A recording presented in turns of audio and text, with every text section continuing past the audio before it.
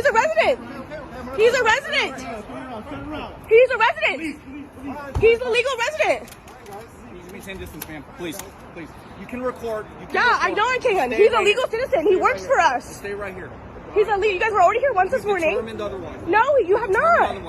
This is none of your concern. It is my concern. He's my employee. He's your employee? Yes. We're taking him into custody, okay? Why? Get out. I'm a U.S. citizen. I'm a U.S. citizen. I don't care. You're a U.S. citizen. You just watched two separate instances of Trump's ICE Gestapo targeting U.S. citizens in Oregon, which is my home state. And in that last video, the attempted kidnapping took place in McMinnville, Oregon. And in case you couldn't hear what that ICE agent said, he said that he didn't care when the 17-year-old that he was trying to kidnap told him that he's a U.S. citizen. Yeah, not surprising, honestly, but still disgusting nonetheless.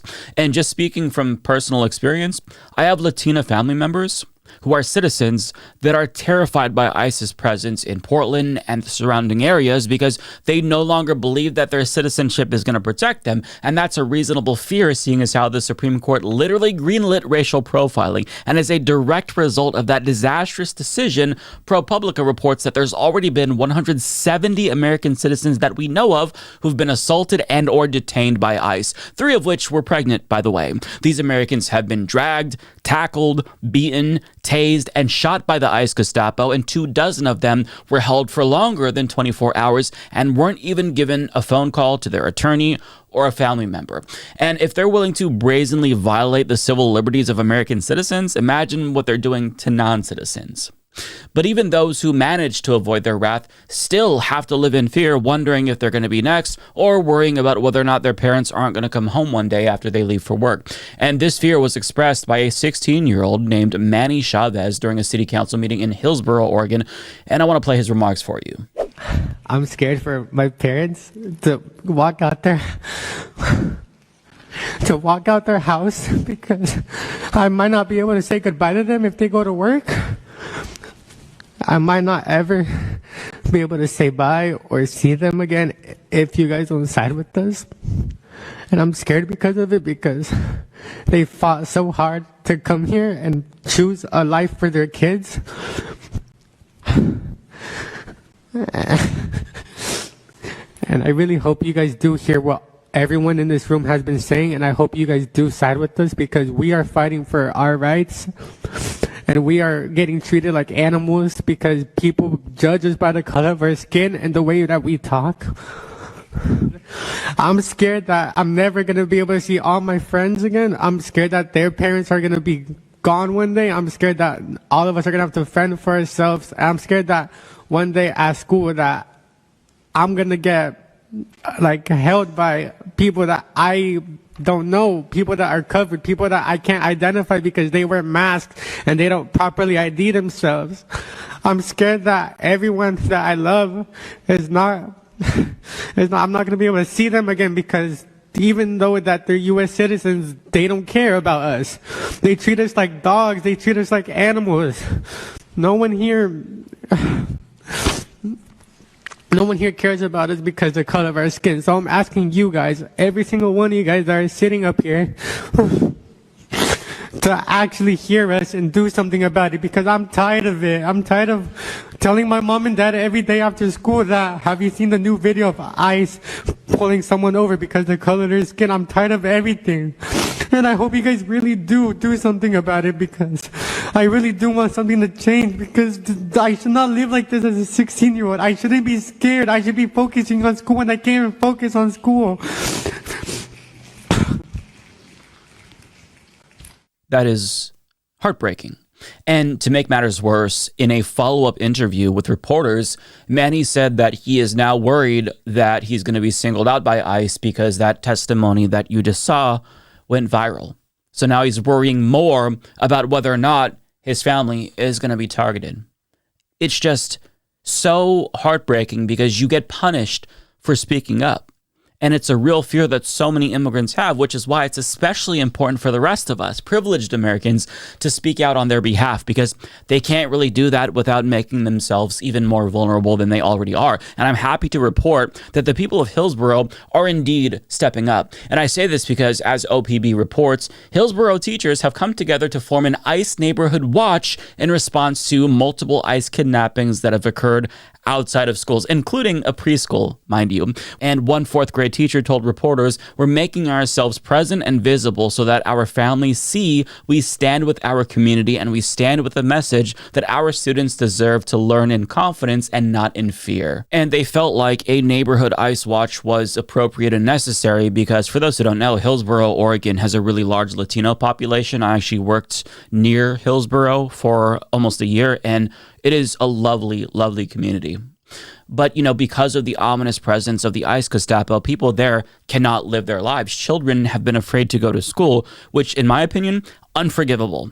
Now, I'm sorry, but if you have children that are expressing that they don't even feel safe in their own communities, that is a sign that we have failed as a society. And every single person in this country should be outraged about that. But thankfully, regular people are outraged, and they're stepping up to protect vulnerable members of their community who can't really advocate for themselves. But it's not just teachers. More citizens showed up to city council to express their outrage about ISIS kidnappings in Hillsboro, and together they managed to force public officials to take action. And even though it's very clearly still not enough, these folks aren't just sitting around and waiting for something to be done. They're taking action themselves. They're taking things into their own hands to protect members of their community. And this is all detailed in the following local news report. As ICE action and detainments increase in Hillsboro, a declaration is set in stone. The state of emergency declaration passes. Resolution number 2906 is adopted. The move comes 2 weeks after counselors took 3 hours of testimony from business owners, advocates, and even children, urging the city to respond to growing ICE activity. Bridget Cook, executive director of nonprofit Adelante Mujeres, was among those who spoke. Her group advocates primarily for low-income Latina women and families. And during this time of uncertainty in immigrant communities, they're also providing rights education and post-detention support. Absolutely heartbreaking to see this and to see just how cruel the implications are for families who are terrified to go out. They're terrified to go to doctor's appointments. They're terrified to go to work. Since that meeting, the city has set aside $200,000 in new community grant funding for families and businesses impacted by federal immigration enforcement. But community members continue to push for more, especially from police. I've watched the Hillsboro PD stand by and do nothing as a woman was screaming from her car, "I'm a citizen." Brookwood Elementary student counselor Adrian Smith shared how school staff are supporting immigrant families who feel unsafe. We as educators are creating safe spaces for folks to get groceries and doing grocery shopping for families as ICE is hiding in grocery store parking lots. I don't want my parents to be taken away because I am still a child. In a work session, council reviewed several proposals, including a civil and human rights office and a plan to track detained residents and impacted families with community partners. Mayor Beach Pace says for now, the declaration is mainly symbolic, but action is the goal. The city of Hillsboro stands united in our stance against ICE. We do not want them operating here. They are deplorable, and they are treating our community members in a terrible way. And that right there is exactly what we all need to be doing. Use your privilege to protect vulnerable people. Grocery shop for them. Speak out on their behalf if you see abuse. In more rural areas in Oregon, I've seen some local activist groups host seminars in both English and Spanish to educate members of their community about their rights and what to do if they see ICE. And that right there, that single thing is making a substantial difference. Communities are better off when they bind together. But Hillsboro isn't the only community that's taking action, because people in Monrovia, California, they also wanted to take action in response to an ICE raid at a Home Depot in their community. And even though Home Depot denies that they were involved with one particular ICE raid that led to the death of an immigrant, activists, they still believe that that is indeed the case, because for those who don't know, Home Depot's founder and CEO, huge MAGA chuds, so it's not absurd to think that their stores are coordinating with ICE. But the thing is, you can't really protest inside of a private business, so they decided to protest by making themselves customers in the most amazing way possible. Newsweek reports a video shared on social media shows a long line of customers inside a Home Depot store in Monrovia, California on Saturday waiting to purchase an ice scraper priced at 17 cents at the automatic cashiers. Many of the customers can be seen wearing stickers on their clothing reading "Ice out of Home Depot." The strategy, a post on Reddit accompanying the video says, is to return the relatively inexpensive item immediately to clog the lines and bring the store to a stop in an effort to disrupt sales and send a message against ICE raids in their community. According to the Los Angeles Times, nearly 100 people participated in the quote buy-in action. Protesters are demanding that Home Depot prevent immigration raids from taking place at its locations. While ICE agents have been spotted in Home Depots across the country, it is not by chance that protesters have picked the Monrovia store for their latest demonstration. The protest was partly in response to the recent death of immigrant day laborer Carlos Ruperto Montoya Valdez, who was struck and killed by a vehicle in Monrovia as he was running away from federal agents in mid-August. And I just want to add that even if it's the case that Home Depot is telling the truth and they're not coordinating with ICE, nobody should believe them, but let's assume that they're telling the truth. By allowing ICE to remain in your facilities, that in and of itself is egregious because you have the ability to evict them from your property since this is a private business. But if you're not doing that, you are complicit. So they are right to target Home Depot. And I've got to say, what they did was amazing.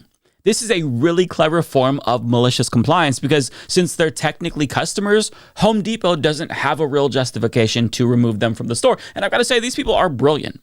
The ways that people are getting innovative about how they target ICE to resist immigrant deportations and abuse is so encouraging to see. But residents of Monrovia weren't the only Californians taking action because in the Bay Area, the community came together in massive numbers to respond to Trump's threat of a surge of federal forces in the state back in late October. And a local news affiliate reports that 7,000 people registered for a Zoom call organized by a local grassroots organization called Bay Resistance. And they did this in response to news that Trump would be doing a surge in their area. And people signed up for the Zoom call to learn concrete ways to protect immigrants in their community from ICE. There were 300 people in the waiting room even before the call began. 1,000 people requested a VOD who didn't make it, and 10,000 community members subscribed to Bay Resistance's mailing list so that way they could get involved. And a Patreon member that I know who was involved with this tells me that they managed to run about 100 ICE agents out of San Francisco. We call that a success, people. What's more, thousands of people signed up to do direct action on behalf of immigrants through Bay Resistance, but they weren't the only groups that gained a lot of new members. Hundreds and hundreds of people signed up for various Adopt a Corner initiatives in Oakland and San Francisco, where they'd organize on behalf of immigrant day laborers in shifts to keep watch for ICE activity so that way immigrants can continue to work and make a living. And I've got to say, I'm honestly pleasantly surprised because I just felt like I've become so cynical that I didn't expect Americans to care. But the fact that so many communities are coming through for their most vulnerable members and not just sacrificing time, but putting their bodies on the line to protect them, that to me is genuinely hope-filling. Like seeing that is wonderful. They shouldn't have to do this in the first place, but nonetheless, it is nice to see that people do still care. There are still good people in this world.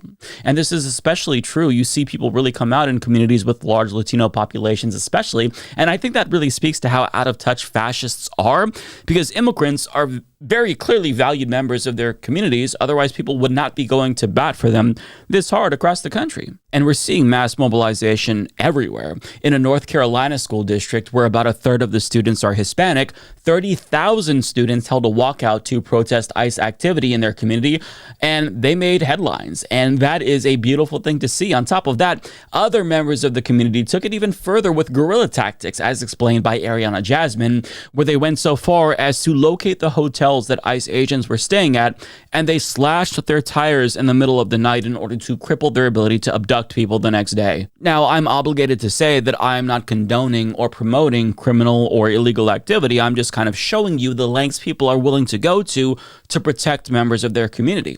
And even people who aren't doing direct action or guerrilla tactics, they're still trying to do what they can to make a difference. HuffPost published a story about two brothers from Newark, New Jersey, who own a beloved restaurant in their community called Zoe's Emilio's Kitchen. But one day, Ruperto, pictured on the right, never showed up for work, and his brother Emilio was freaking out, expectedly so, especially because he called Ruperto's wife and found out that he'd left for work hours ago, so he should have been there. So Emilio started to suspect that his brother had been kidnapped by ICE. And even though Ruperto is a legal resident with a visa that doesn't expire until 2029, and he's been legally living and working in the country for 2 decades, why exactly did they target him, aside from the fact that he's brown?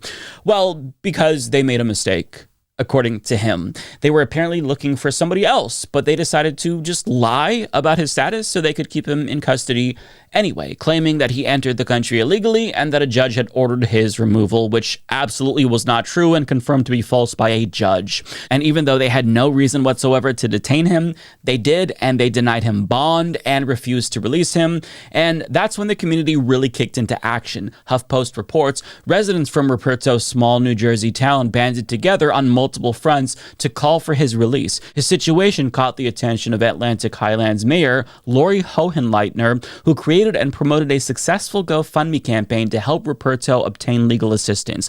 Carrie Kennedy, International Associate General Secretary at American Friends Service Committee, estimates that about 100 people showed up at 2 demonstrations to call on ICE to release him. Community members also submitted at least 45 letters of support for Ruperto to the court. And finally, after 33 days of being wrongfully detained, he was finally released from ICE custody on November 19th and welcomed back at his restaurant with overwhelming love and support from his community. And as for the GoFundMe, well, it surpassed its goal easily, and at the time that I record this video, it has reached $101,000. I will link to that down below in case you still want to add to the pot. And again, as depressing and infuriating as it is to see the ICE Gestapo terrorize so many communities, it does give me hope to see so many people come out to defend the most vulnerable members of their community. That right there is something that it really makes you second guess, your cynicism about the world. But please don't get it twisted. This story isn't intended to be some type of feel-good story, because as nice as it is to see people have each other's backs, that doesn't change the fact that none of this should be happening in the first place. None of it. All of it is unacceptable. Both citizens and non-citizens have rights, and those rights are being violated with impunity. So it's not enough that community members are, protecting their most vulnerable, and they're successful at protecting their most vulnerable. There still needs to be actual accountability.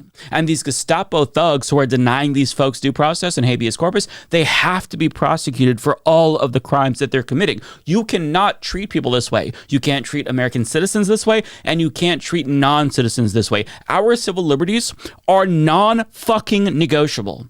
Okay, I'm going to say that again. Civil liberties are non-negotiable. They are guaranteed to each and every one of us through the U.S. Constitution. And some limp-dicked, racist brown shirt with a superiority complex who wants to be a hero doesn't get to unilaterally decide that we don't get those rights that are afforded to us by the U.S. Constitution.